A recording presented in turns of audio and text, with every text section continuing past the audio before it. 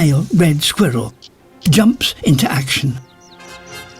He starts to feed on the rich, oily seeds the cones contain.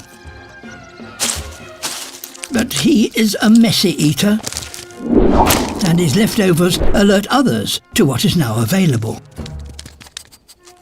A female. She is late to the party.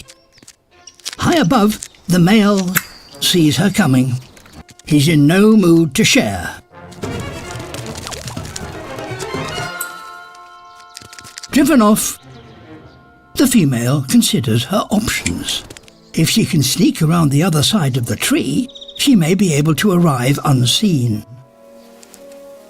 So she does the one thing a red squirrel usually avoids. She leaves the trees. Leaping from tree to tree in old-growth pine woods is usually impossible, so the deer path is her only option. These quick-growing trees stand between the pines, and their slender branches provide alternative access for the female. One last obstacle remains. Get this wrong, and it's a long way down.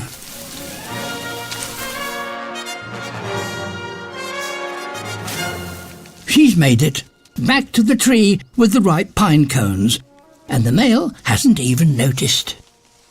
For now.